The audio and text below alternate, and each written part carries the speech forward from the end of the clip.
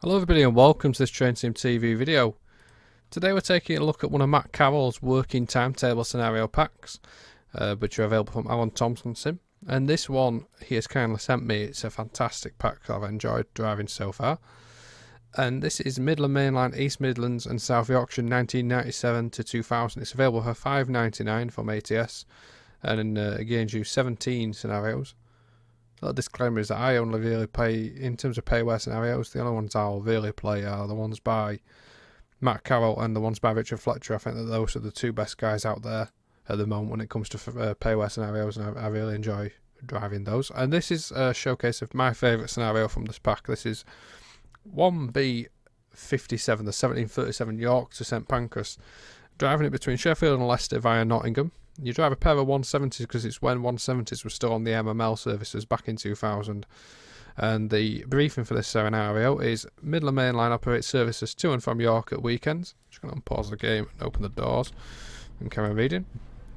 And on a fine Sunday evening in May, drive a southbound service that started at York between Sheffield and Leicester via the Irwash Valley and Nottingham. You'll be calling Chesterfield, Alverton, Lonley Mill, Nottingham, Beeston and Leicester. At Nottingham you change ends and the maximum speed is 100 mile an hour. So we've got plenty of little bits of AI going on. Obviously as it's a Sunday you're not going to see quite as much as you would in a weekday scenario. But on my little playthrough I already did the scenario to decide which one I wanted to video. This one turned out to be a really cool one and I enjoyed it quite a lot.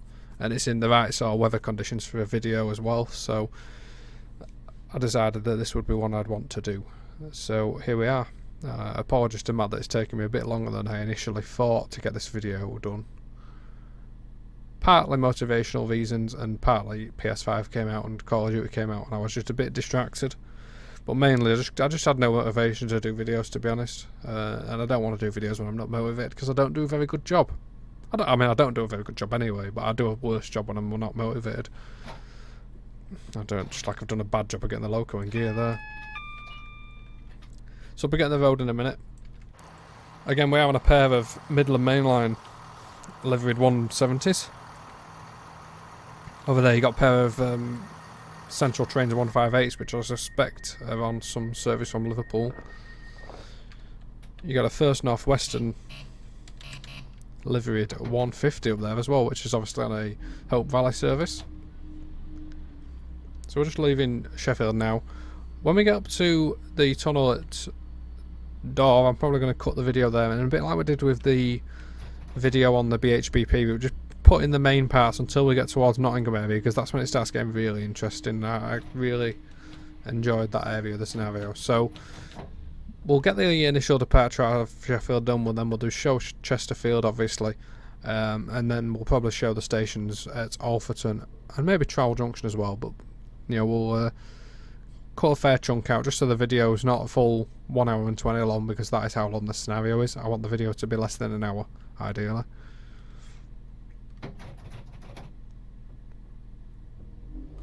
So we're heading up out of Sheffield. Got the steep climb to come, it's 1 in 100 up to Door and Totley. Got to turn the game volume up a little bit so you can actually hear it.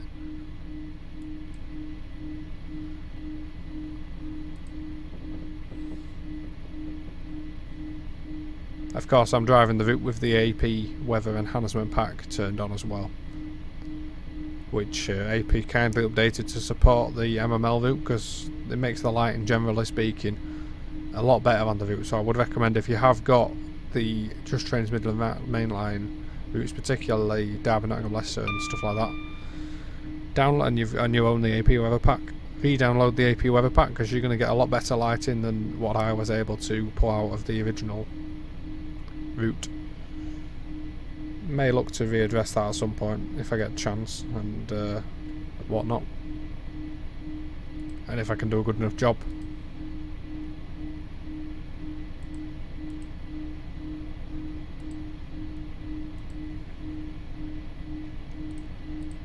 So yeah, we're on the 1 in 100 out of Sheffield. You got this climb all the way to Door. Obviously if you were going the other way you'd turn off at Door and Totley and you'd still have a long climb towards Chindley area. So whichever way you come out of Sheffield, because it's basically on 7 hills, it's like Rome as they say, I think it is the word, isn't it? or I just made that up. But it's certainly a very hilly place. So you come out of this direction, it's a 1 in 100 climb this direction, and if you come out the other direction, eventually once you get around Swinton area you start climbing quite steeply as well. So whichever way you come out, even if you go Barnsley where you got some steep climbs on there as well.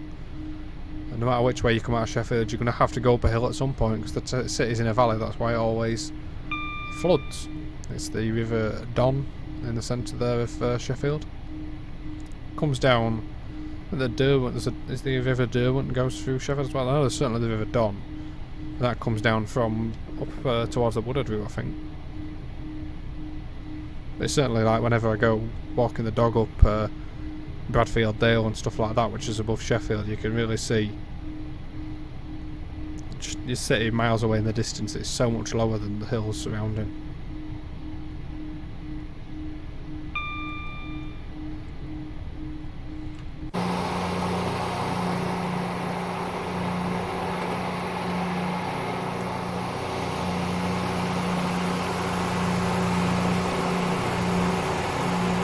Nice to drive end of privatisation early privatisation era, NWR. This is based in 2000, so this is sort of 3 years after the NWR fully, with the Midland Main Line franchise, and it's nice to see some different takes on scenarios, and such as this, which is a service obviously that doesn't run anymore with 170s and whatever.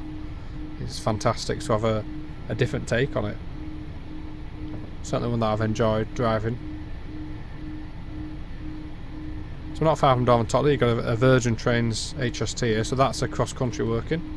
Penzance to Edinburgh, the Cornishman, of course. That is when Virgin still enjoyed running their trains with named services, such as the Cornishman and other ones. The Pines Express, I think, was still in those days to Bournemouth, obviously not via the Somerset and Dorset route, but I think Virgin carried on the naming of that, and it used to run Manchester to Bournemouth via Birmingham, and then it ran down to Reading and reversed there, went via Basingstoke to Bournemouth. That was one of the other named expresses. I can't honestly remember what the rest of them were. Did they carry on the Cobbler name out of Euston? That wasn't cross country obviously, but it was still Virgin. I probably should be doing 60 here, I reckon.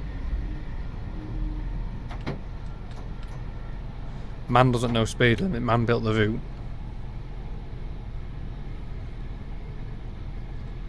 Although I'm sure by this point you're probably not surprised. So this is Dorman-Totley. Line to the right would go to Manchester eventually. It's where the Transpennine and Northern services go.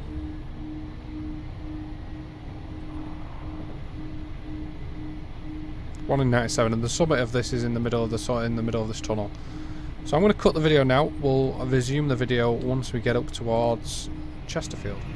Getting ready to break shortly for Chesterfield. We're just coming down through Unstone at the minute, heading down last 2 miles or so towards Chesterfield itself. Running about a minute early, roughly, so more or less on time actually, to be fair. Of course, as with all of Matt Carroll's scenario packs, it's kind of in the name that they're based off the working timetable, the working timetable scenario packs. So what that means is that they use the original British Rail timetables, and Matt himself works in the industry as far as I'm aware, and really switched on, knows a lot of information, and really does a good job with these packs, researching them. You're guaranteed you always get a good scenario out of them.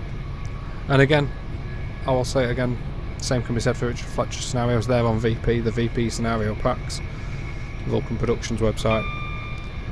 Both of these guys I have a massive amount of respect for, and really appreciate all the time that they put into their scenario packs.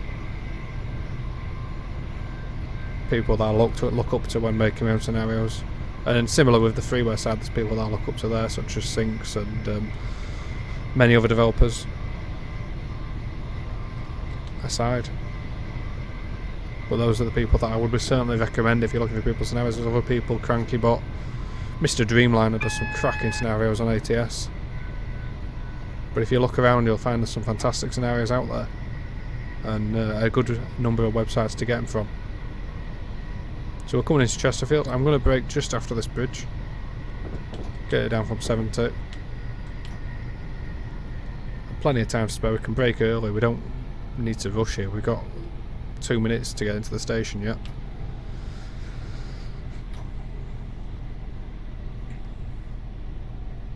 So we've got the approach control flashing yellow at the end of Chesterfield Station. That's telling us that we're going to cross over at Claycross North Junction, and we'll head across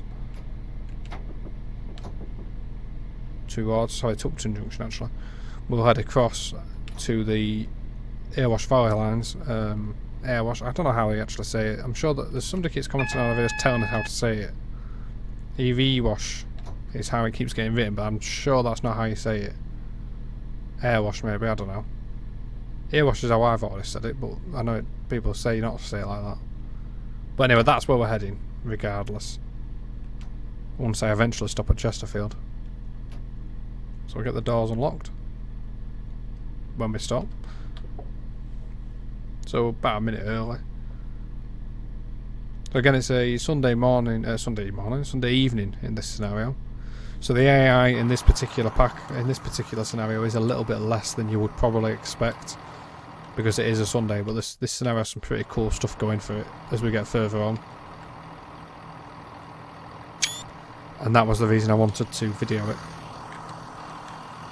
Got the Crooked Spire at Chesterfield there dominating the whole landscape. I just love the teal livery, the Midland Main Line teal livery. One of my favourite liveries of all time, I think. I don't know what you guys think watching, but in fact, what was your early favourite privatisation livery if you're watching this?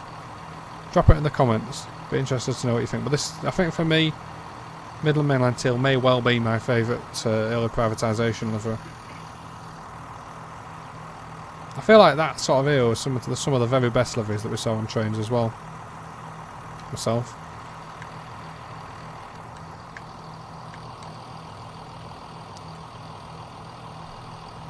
The HSTs look absolutely epic in this cover as well. So much better than the later Midland Main Line, which came, I guess, about 2002, 2003, in my opinion anyway. I much preferred this version.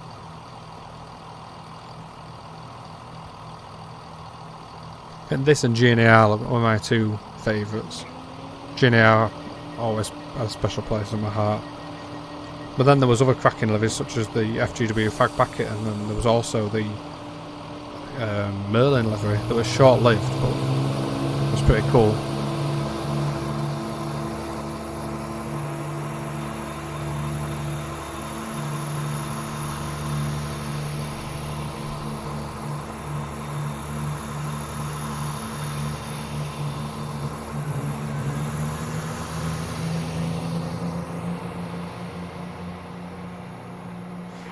So we'll carry this on from Chesterfield. We'll stay with the train until we get to about Claycross, then we'll cut it until we get to Alfreton. Again, just keeping the video length down a bit. I want to get to the really cool bit of this scenario, which I was caught by surprise of it after Nottingham. It was pretty awesome. It's actually the first time I've experienced it for a long time, a scenario. I've just thumped my microphone. I did that in the last video I did as well. Just keep thumping the microphone, guys, sorry. Because it's literally right in front of my face. And for some reason I'm gesturing whilst doing this video. Why the hell I'm gesturing when A, I don't have a webcam. Well, just A, I don't have a webcam. Bit pointless gesturing, isn't it?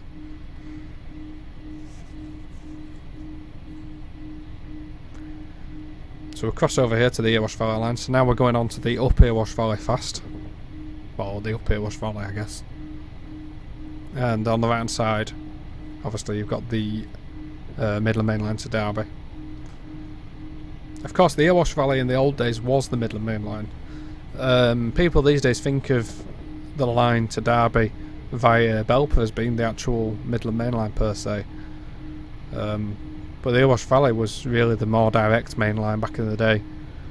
Was obviously 4 tracks throughout and had all sorts of junctions and freight yards and collieries and industries down there. In the 1780s it became very much freight orientated, particularly with the coal one. It always has been freight orientated, but it was very much so with the lack of expresses down there as much. Certainly nowadays there's not as many expresses, but the Norwich services and the Nottingham Leeds services are very regular, so at least there's some decent service frequency down there these days, and the track and everything's been upgraded quite a bit. It's actually an 80-mile-an-hour limit nowadays on the Osh Valley for the majority of it, which is a big upgrade on what it was back in the day. And the re-signalling's taken place as well. Of course, in 2018 when they did the revamps at Derby, so what they did at Derby is they added an extra platform, got rid of the freight lines on the outside of the station, and they remodelled quite a lot of the approaches to Derby as well. The Osh Valley actually became the main line again in 2018. Cross Country and East Midlands, East Midlands trains were sending their services that way, so they all went down the Osh Valley, diverted. So this is Claycross North Junction. So if you're a freight service, you can come across at Chesterfield and get sort of checked there. If you're carrying on to Belper and everything, you can get brought across to this side and then just get held at the signal behind as if something has to sort of go past, say something from Peak Forest, comes round Door Curve and then has to get held. It can get held on that 4-track section there, assuming that there's no other services such as the Liverpool to Norwich or whatever, put it in emergency or whatever going through. And this is Claycross. This is where the station used to be, on the bridge up there. Still an old goods shed on the left hand side, very much hidden in the trees these days.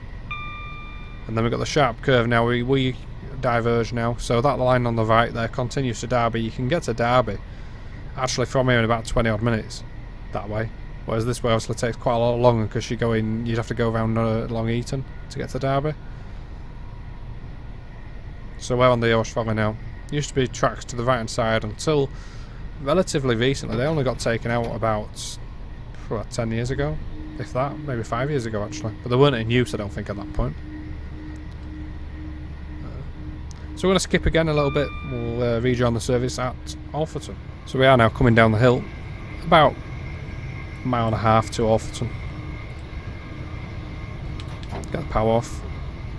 Along here is where there used to be a lot of freight lines, so on the left there used to be tip shelf sidings, and you used to have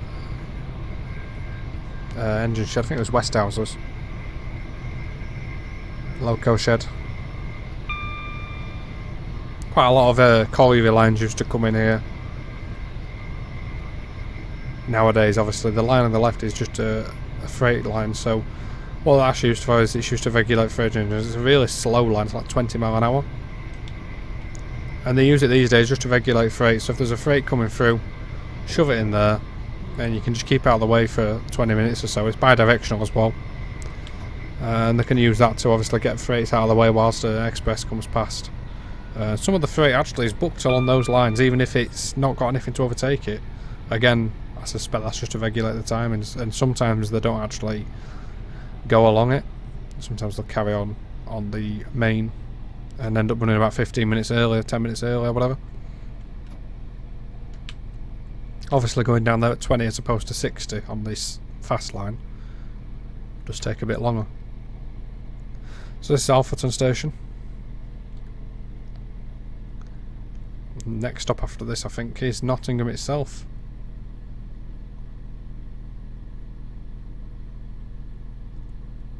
Very basic station building, it's just a pebble-dash sort of building.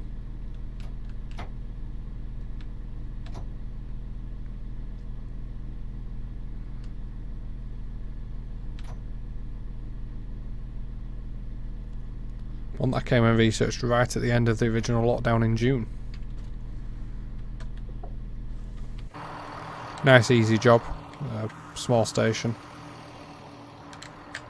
It's the first time I've actually shown it in one of our videos, to be fair. And Tom's shown it obviously because he was the one that built the route along here. Along with Wilstead on the assets such as this, and then Nittingsing as well.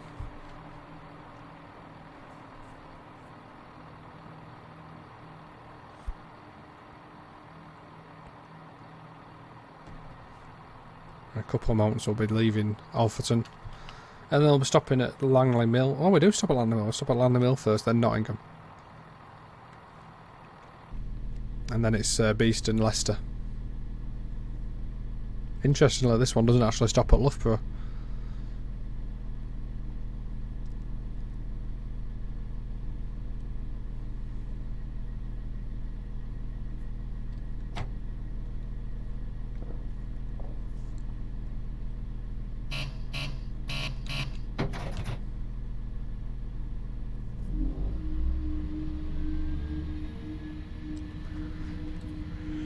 So again, I'll cut the video once we get in Alfreton Tunnel, and then we'll resume it at Langley Mill in about 6 miles' time.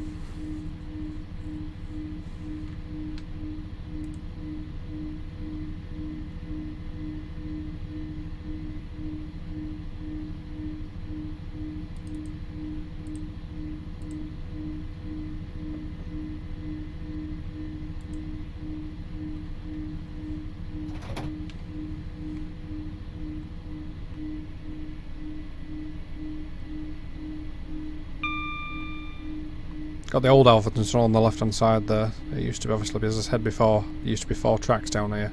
And more for most of it. It used to be yards and all sorts, pretty much constant. The old tunnel is on the left. This is the new tunnel. I say new, even though it was built in, as you can read above the tunnel there, 1901 I believe it is. So it's certainly not a new tunnel. So we're going to cut the video again. We'll resume this one once we get to Langley Mill. So we're now at final straight down to Langley Mill. So it's a pretty long straight as you're coming down. It's about 2 miles long. So you can see a really long way. I remember when I did the research trip actually to Langley Mill, you could see a long way from the station. Did that the same day as I did Alfreton. Did them all in one afternoon.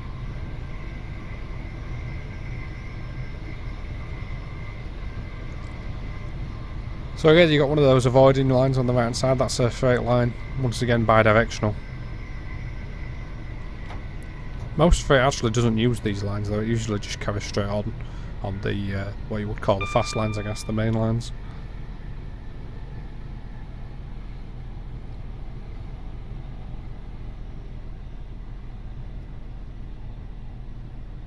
So we are running a couple minutes early now, and I guess that is because there's been so many improvements to this line around Ironville Junction, I would suspect, is why we're running now 2 minutes early. I assume there was obviously a speed limit that was lower in the old days back there when the scenario was set. At least that's what I'm guessing anyway. Maybe I'm wrong there, but it's my assumption.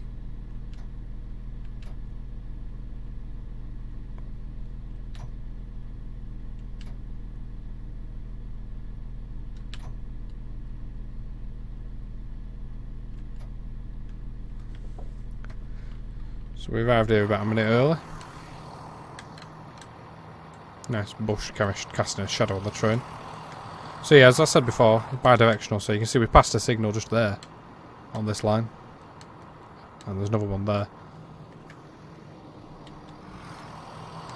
Langley Mill Station is elevated off the road and everything, so the road's down here.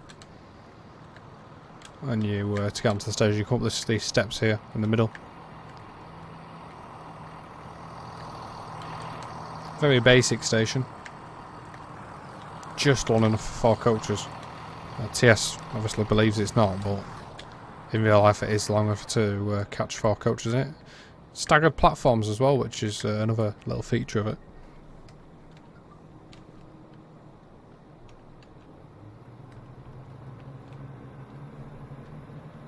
Next stop then, Nottingham. So this service doesn't stop at Beeston going in, but stops at Beeston coming out. Obviously, if you wanted to go to Beeston, it'd be a bit cheesed off, wouldn't you? Having to wait an extra sort of 15 minutes having to go into Nottingham, but such is life.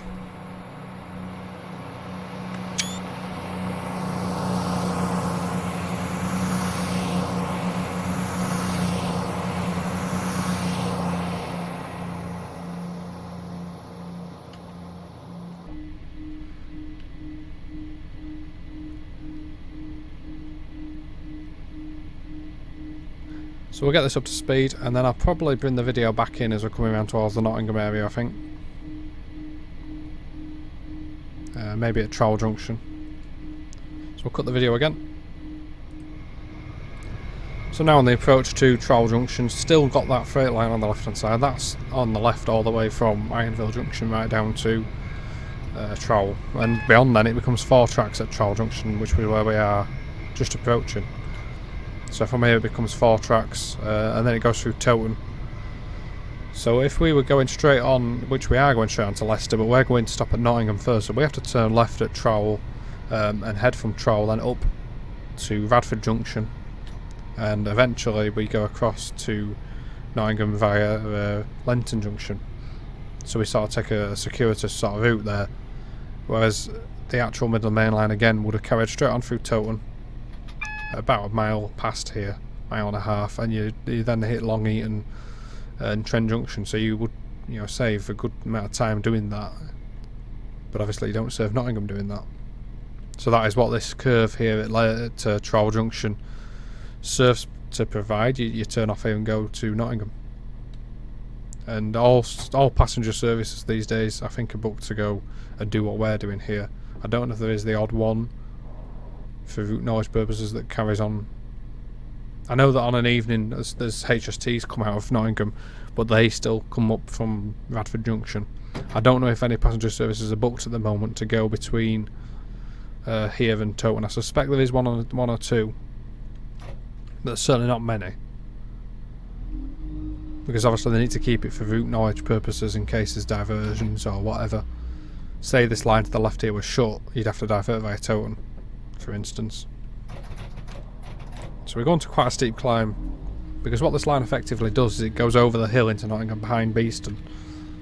So when you're at Beeston and that sort of area, by our Timber Nature Reserve, you can sort of see that there's a hill to the north, and that is what we're sort of climbing up. We join the line to Worksop and Mansfield and everything when we get to Radford Junction, so we go up and over the valley. There's a 1 in 100 climb. It's not a long one, about 2 miles long, something like that.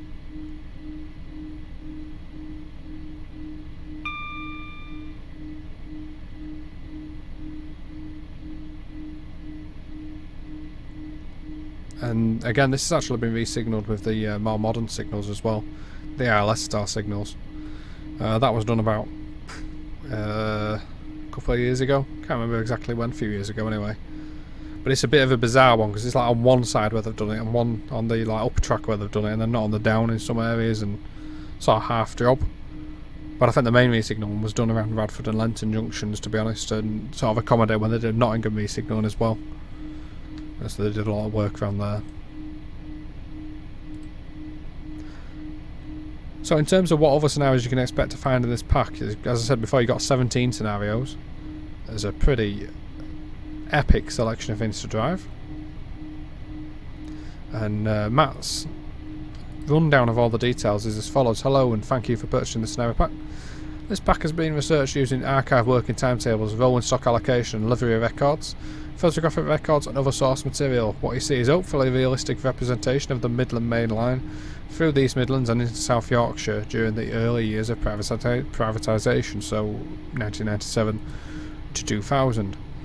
Midland Main Line TOC commenced operation with a fleet of HSTs running a basic hourly service from both Nottingham and Sheffield to London St Pancras, with some peak time additional services. They soon placed an order for 2-car Class 170 DMUs built locally, and that was at Litchurch Lane Works in Derby itself. When delivered, the amount of services doubled, with the 170s covering the majority of the intermediate stops and allowing the acceleration of HSTs by removing some stops. The 170s were overtaken by HSTs at Leicester, allowing passengers to transfer from the slow service to the faster one, or allowing them to make their connection for intermediate stations. The 170s also saw new markets tapped with through services to and from Burton-on-Trent, Matlock and Barnsley commencing. I'm not sure if they still do the Barnsley one these days. I don't think they do. They definitely don't do Matlock and Burton anymore with the 222s. They still do Leeds, obviously, with the HSTs, as I'm doing this review anyway. Obviously they'll change eventually from HSTs quite soon. But that's a long-standing working, is that the East Midlands HSTs are based at Neville Hill, So on a morning you'll get a couple of services from Leeds, and on a Sunday I think there's an afternoon one from Leeds to St Pancras, and they go Leeds, Wakefield, Westgate, and then they go more Thorpe into Sheffield that way. Or if they're diverted, they can come out of Leeds and go through Wakefield, Kirkgate and Barnsley as well. Barnsley. Sorry. And they can do that as well if they want to.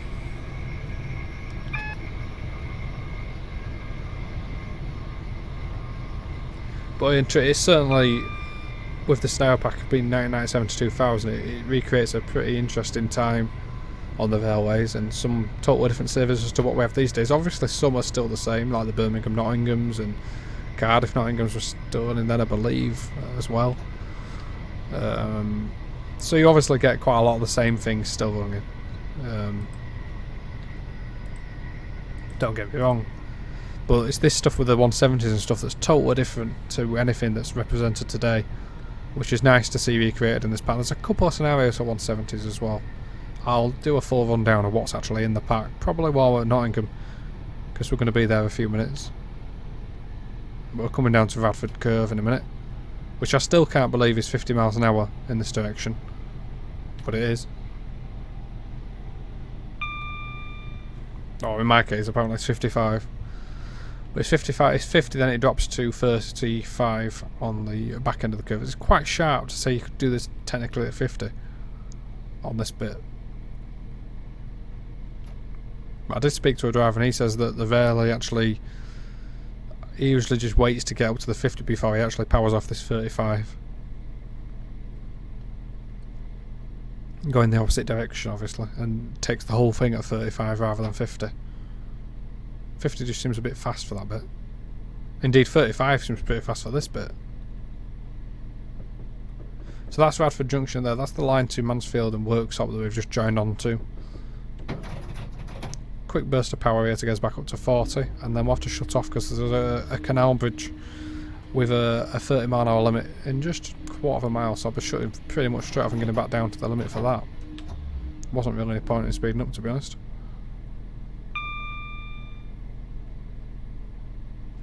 So we're 2 miles from Nottingham itself. Again, we're going over the canal bridge now. And then it rises up to 50 to get us down to Lenton Junction. And then the next limit will be 25 as we go into Nottingham itself. In a couple of minutes time. I think we're running a little bit early, I'm not sure.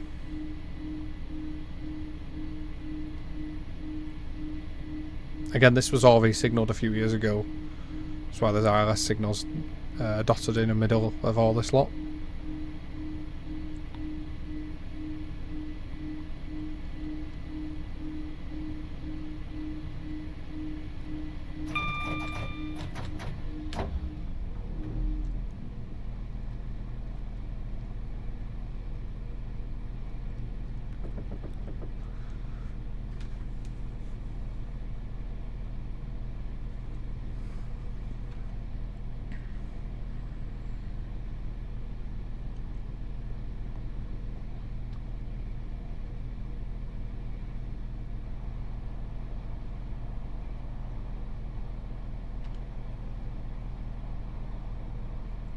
So we're coming around the sharp curve, so what we're doing here is we're joining the line at Lenton Junction. We're joining the line from Trains Junction into Nottingham, and then obviously from Nottingham you can carry on either to Grantham, Skegness, or across towards Lincoln as well. In real life, that is not in the game, unfortunately. You can only go as far as Nottingham in real life. In the game, I mean, I've prefer to say. Obviously in real life you can go further than Nottingham.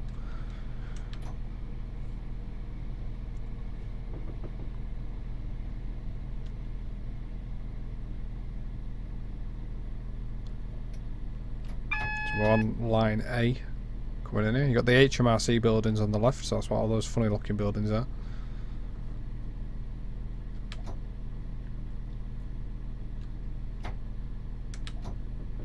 Perfect summer evening weather here as we're coming in as well.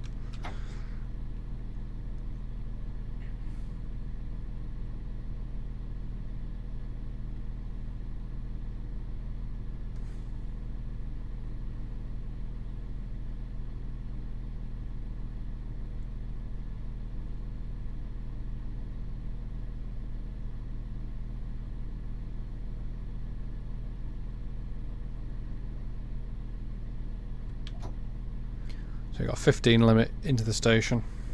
Just getting the train slowed down for that now. And the AWS termination sign, that's telling us that there's no AWS actually in the station area itself. It recommences just past Deecroft depot actually.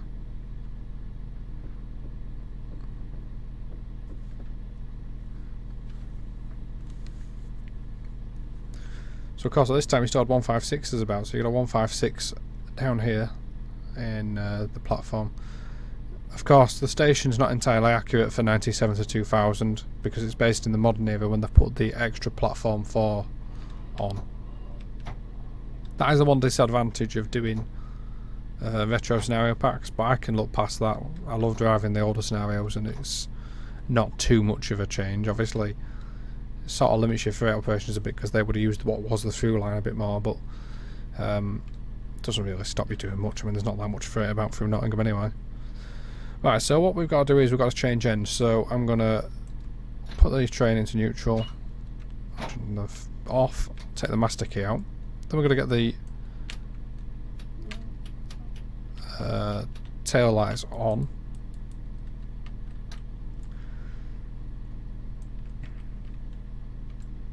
Then we need to change ends. Master key in this end to neutral. To forward. DRA is on at the minute, even though we're going to green, I'll leave it on for now.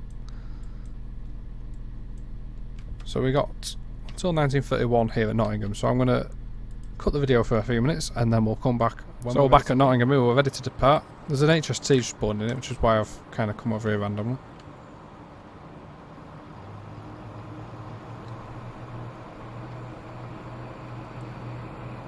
Love the livery.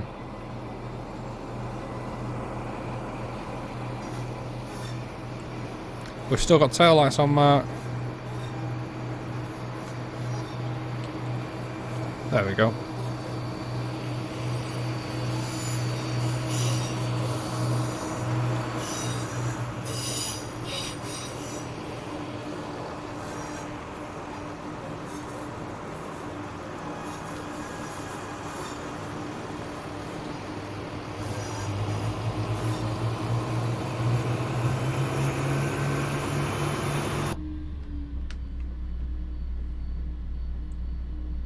So next stop for us then Beeston, just 3 miles time, so we're going to keep the video probably running all the way to Leicester now. It's only 20 odd miles to Leicester. Just going to pull the... Okay, that's as much as you can do with the blind, so I'll just put it down because I'm getting a bit blinded by old sun.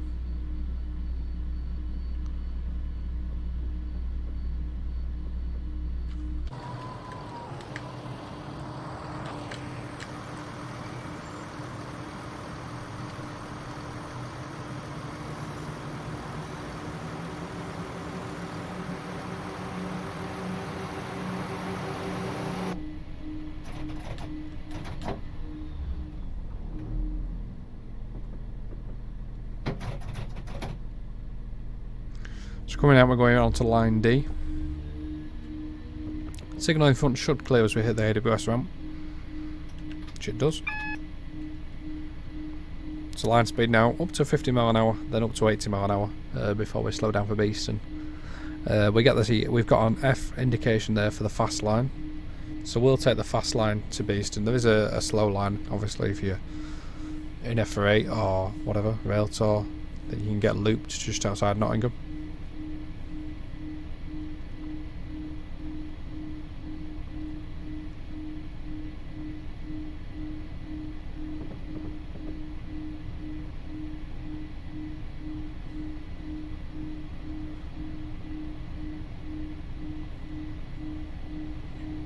So we're going under the tram lines as well here. Again at Lenton Junction, so we're just passing where we came from, Sheffield direction there at Lenton Junction. And we're heading for Trent now. And we're going to stop at Beeston along the way in just 2 miles, so it's not far to go at all. And again, I'll read a bit more from the manual. So between Sheffield and Derby, these trains shared the tracks with Virgin's cross-country services linking the north east of England with destinations across the south west, south coast and south Wales, Largely operated by HSTs, there were some services formed of Mark II stock, hauled by 47s of course on the Virgin and Intercity cross-country services. Intercity obviously until 97 when Virgin took over those services. And there were 47s on those until 2002 August 2002, sorry. Local services at this time were in the hands of Central Trains, who also placed an order for Class 170s to complement their fleet of Class 150, 153, 156 and 158s.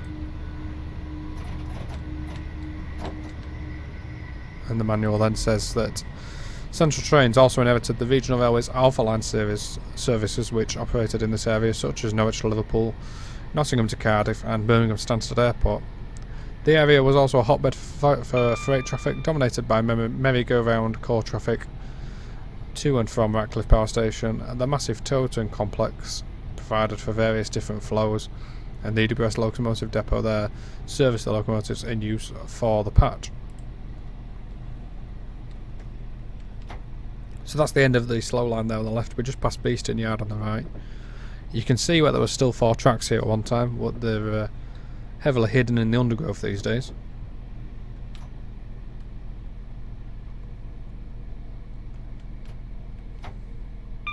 Still went a little bit early, so we're just going to steadily take our way into Beeston Station. Old goods shed there on the right, still soldiering on. A long time since that was in use. Still actually a bit of track in that yard as well at Beeston. I don't think it's been used since maybe the 80s. I would have thought the 70s or 60s though, to be honest. A funny old station is Beeston. We've researched this one, as I'm recording this, about a year ago. Just before it went dark actually. We've been doing a big research day between Leicester and Nottingham. And we came to Beeston right at the end of the day. It's a sort of a strange station. It's almost like a waiting sort of shelter station. Not really much to it. It's got a really nice building on the platform, as you can see. You sort of have to walk up onto a main road to get between the platforms, because this footbridge down here is not actually part of the station, it's behind the fences. Comes off the housing estate.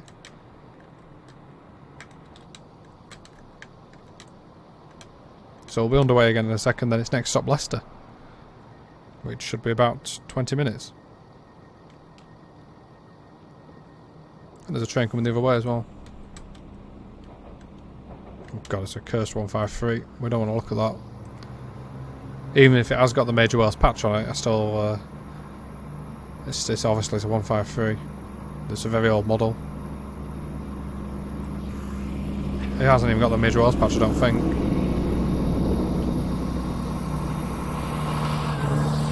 Really wish we had a new version of that.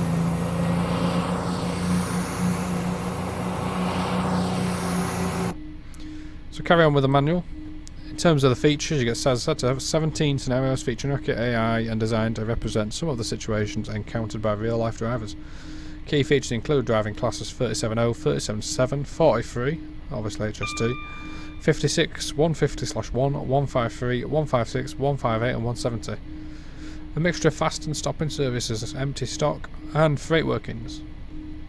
Variations in weather using the scripting as well, I think, on the AP pack stuff, so that's really cool. Operational requirements such as locomotive runaround, shunting and train preparation and disposal. The hiccups are not a part of the manual, I should say. Temporary and emergency speed restrictions included, as is accurate AI traffic reflecting the appropriate timetable with realistic stock allocations and liveries. Then there's a list of scenario notes, which I'm not going to read at this moment in time. In terms of the actual scenarios in the pack, you get this one, which is 1B57, that's an 80-minute scenario. You get 1C10, which is a HST, which you drive from Nottingham to Leicester. You get 1D15 and 1G02, which is a 60-minute scenario from Derby to Nottingham and return to Derby. 1D16, a 40-minute scenario from Leicester to Nottingham. 1D67, then 5D67, which you drive from Leicester to Nottingham to Loughborough, then to Derby. That is a 90-minute scenario. Then there's a 2-hour scenario, which is London to Sheffield, and then Sheffield back to Derby Etches Park, siding to be on 170. 1M22, which is a 158 plus 170, that's 65 minutes, Nottingham, Attenborough, Alfreton, Sheffield. A 95-minute scenario 1M58 from Hst North Junction to Nottingham to Derby to Sheffield.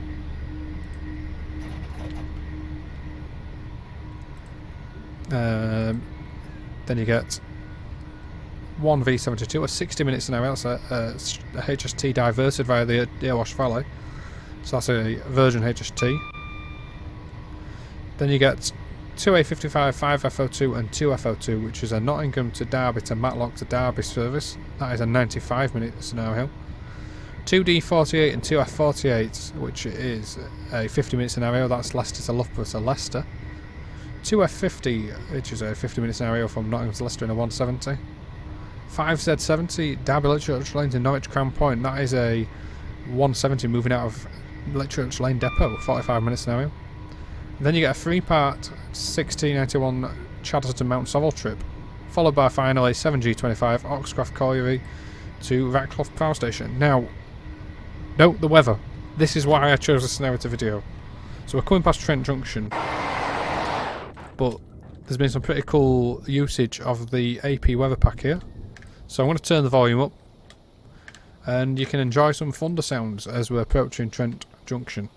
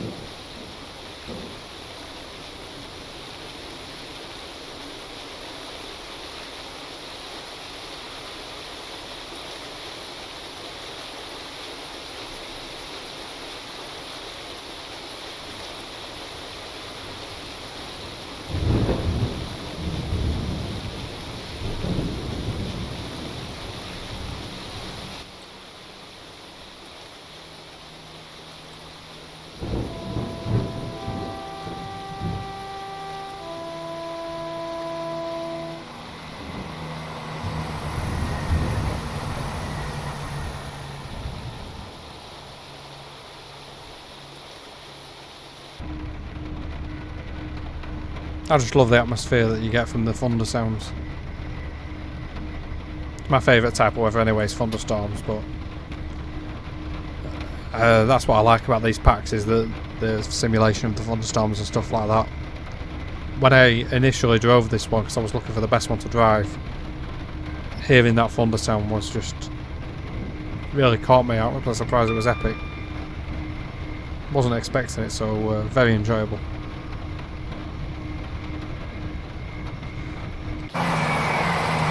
Carrying a little bit further, see if we can catch another crack of thunder. Storm doesn't last that long.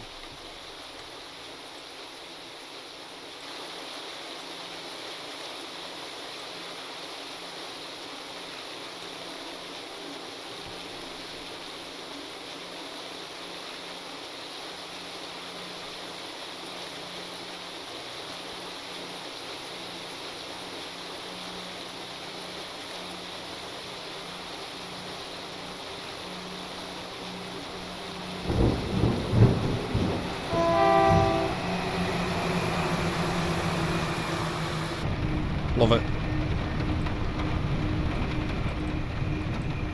So we're up to speed now on the 4-track section of the MML now. This is the proper MML really, from Trent South Junction there. Next stop Leicester. We'll go through Loughborough in a few minutes. But for now, we've got the wipers on full blast. We're heading along up towards 100 mile an hour actually as we're going towards Loughborough. Don't know if we'll get through Loughborough 100, we'll see.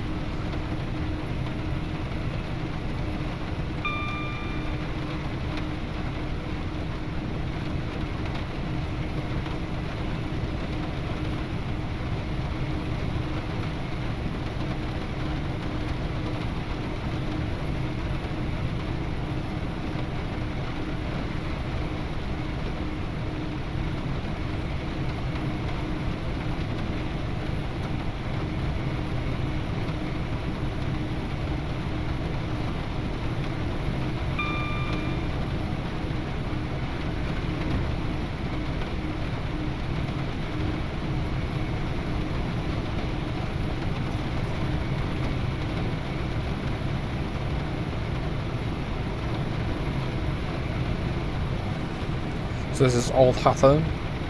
Little feature here is that the track on the left actually goes higher than this one.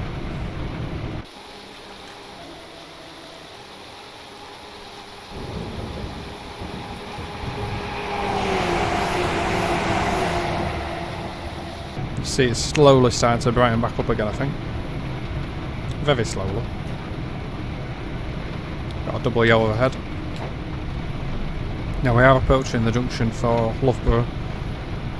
So obviously there's something going either in front or across us or something like that.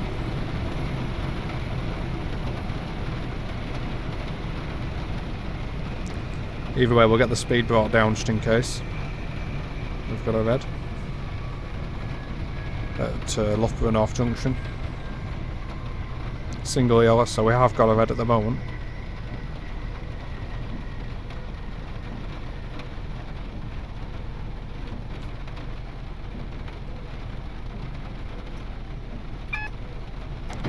Now we're cleared to a green.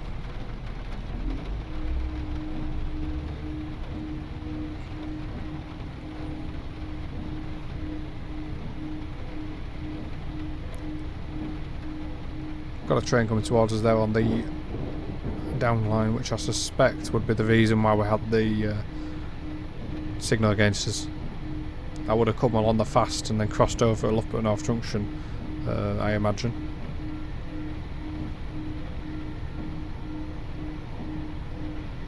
Especially judging by the speed it's going. So go for get ourselves to Loughborough station, have a little look at us going through at speed. Unusual to see a 170 going through at high speed. Storm, as you can see, is now nicely tailing off.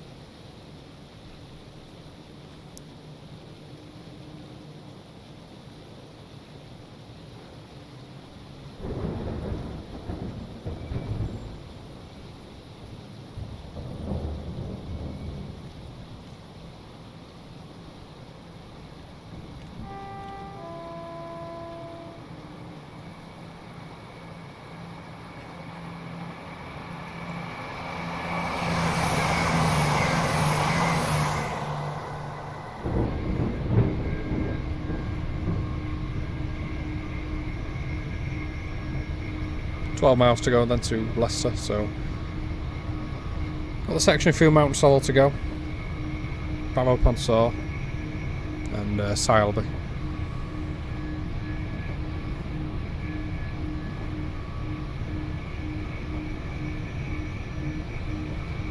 So again, to remind that we got this pack, it's a £5.99 pack, 17 scenarios. Requirements, there is quite a lot of them, but they're all your usual Steam, Just Trains, Armstrong Powerhouse packs. They're not like you'd have to download any freeware reskins or worry about that sort of thing, unlike a lot of freeware scenarios. So that's the big thing going for these packs, I think. Because as much as I love a lot of freeware scenarios, and I use a lot of freeware skins as well, my own scenarios, it can be a bit of a pain at times if you have to go and download loads of requirements. Obviously, if it's just stuff you've bought from other stores, it's a bit easier.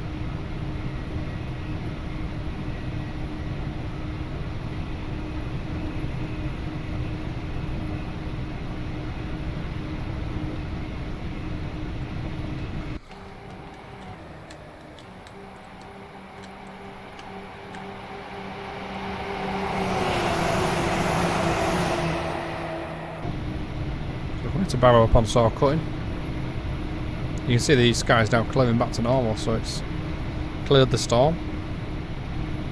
A nice, reasonably slow transition for the AP weather though as well. Sometimes it takes it's really fast. Hasn't actually been too bad there. Barrow upon Saw station. On the next curve you got Mount Saul quarry as well, loading points.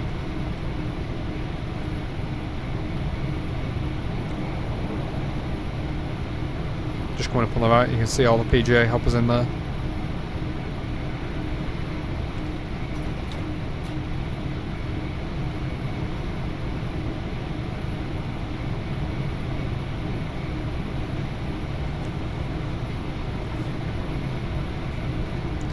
Sileby Junction coming up. That's where trains can come out of Mount Saul, cross over. And also for trains coming on this, so in the up direction on the slow side, there's some signals that allow them to actually set back into Mount Saul, I believe. And then on the left you can see some off indicators, some signal indicators. You see the ground signal facing away from us there on the left. And these off indicators actually allow trains to reverse, I believe, into Mount Saul. So that must be a very tedious operation, a very slow operation as well, when they have to do that.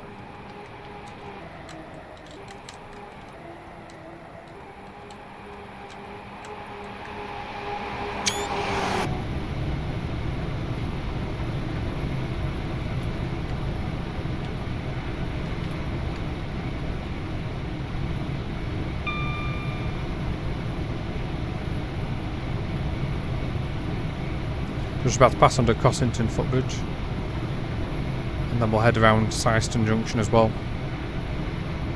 Hst Junction being where you can head off towards Melton Mowbray, Oakham, and from there you can obviously turn left to go to Peterborough, or you can turn right and carry on down towards Corby. And rejoin the Midland Main Line further on. Obviously that is a well used diversion route.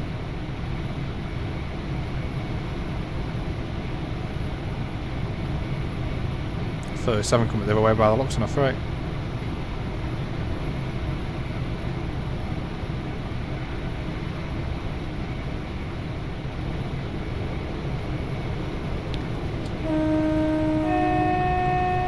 No doubt an engineer's train being bound for Totem.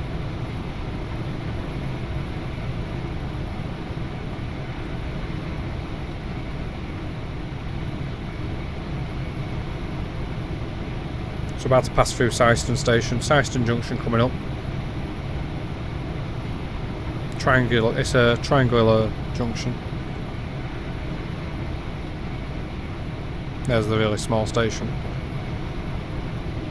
This station is used by the Lincoln to Leicester services. The Ivanhoe services, they run quite a sort of a long way all the way out to Lincoln. It takes them quite a while to get there. Oh, well over an hour.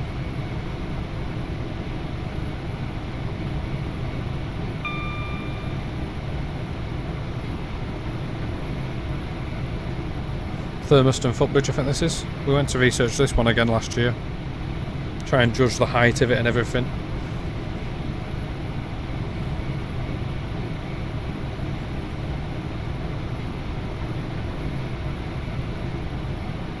Before everything stopped and we had lockdowns and everything.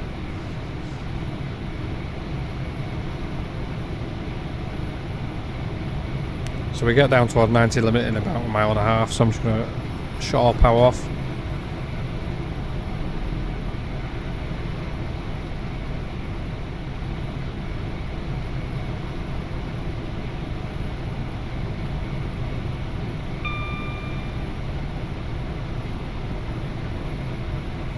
Leicester at about 2.5 miles.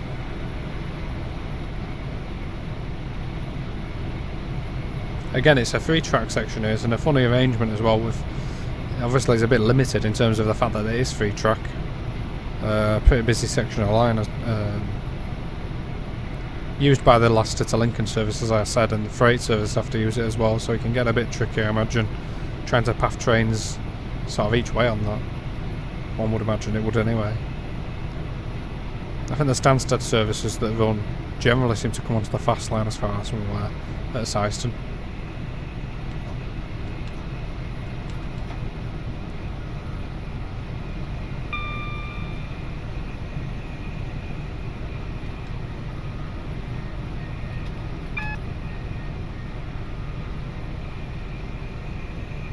This is Humberston Road that we're coming past.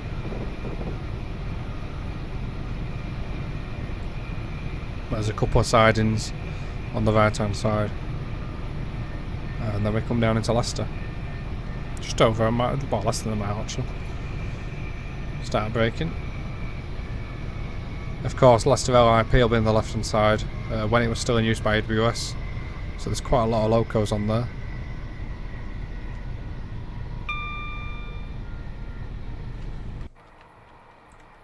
Might try and take a screenshot. Got some 66s moving here, and a 58 in the middle of them.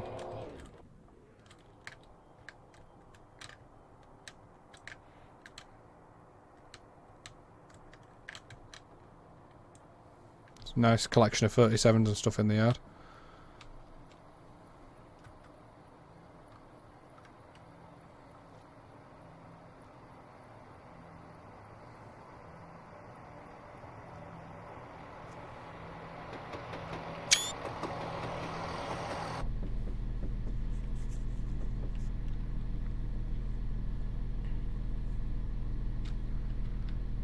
A Derby service with a 170 there on the other side.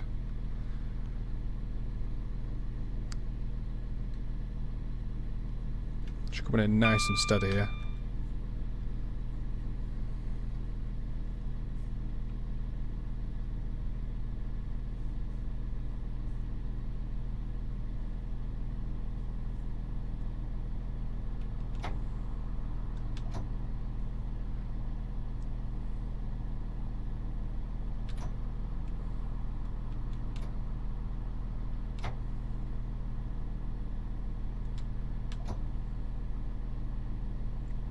That completes our run. Thanks very much for watching, guys. Don't forget this pack, $5.99. You can pick it up from Alan Thompson Sim. I can't even talk. So yeah, $5.99, 17 scenarios. You can find all the details on there. There's a load of other packs on this. This is pack number 12, I think it is. So there's loads of other packs on there. All worth, getting hold of. Some of the very best payware scenario packs you can get hold of, actually. This one is the Midland Main Line, East Midlands, South Yorkshire, 1997 to 2000. Thanks again to Matt Carroll for sending me the scenario pack so I can show it. Really appreciate that. Hope you've enjoyed the video, guys. Thanks as always for watching. Don't forget you can check us out on Twitch. That's twitch.tv/trainsim_TV. Tom goes live various days at the minute. Please do hit subscribe, hit that notification bell so you can get future video notifications from us. And I hope you very much enjoyed watching, guys. Thanks very much. See you later. Bye.